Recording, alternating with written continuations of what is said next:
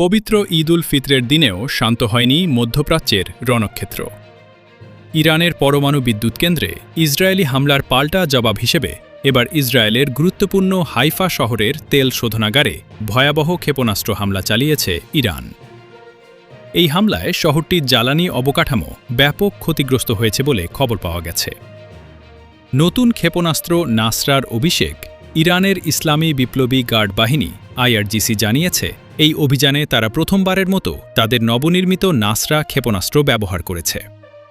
প্রয়াত হিজবুল্লাহ প্রধান হাসান নাসরুল্লাহর স্মরণে নামকরণ করা এই ক্ষেপণাস্ত্রটি অত্যন্ত শক্তিশালী। IRGCর দাবি অনুযায়ী এটি একটি মাল্টি ওয়ারহেডযুক্ত ক্ষেপণাস্ত্র।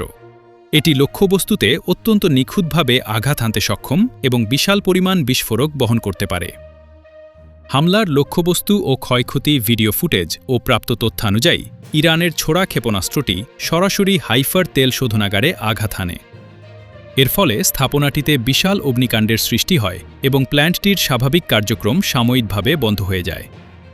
হাইফা ছাড়াও তেল আবিব, জেরুজালেম এবং ইসরায়েলের উত্তর ও দক্ষিণ অঞ্চলের বেশ কিছু সামরিক ও কৌশলগত স্থাপনা লক্ষ্য করে ইরান হামলা চালিয়েছে বলে জানা গেছে। হামলার সময় পুরো ইসরায়েল জুড়ে সতর্কতামূলক সাইরেন বাজতে শোনা যায়।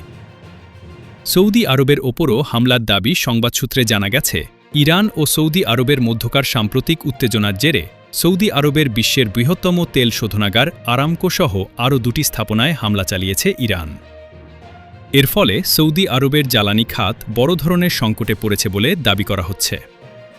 উল্লেখ্য যে, সাবেক মার্কিন প্রেসিডেন্ট ট্রাম্পের উস্কানিতে সৌদি আরব ইরানের বিরুদ্ধে অবস্থান নেওয়ায় এই প্রতিশোধমূলক ব্যবস্থা নিয়েছে তেহরান।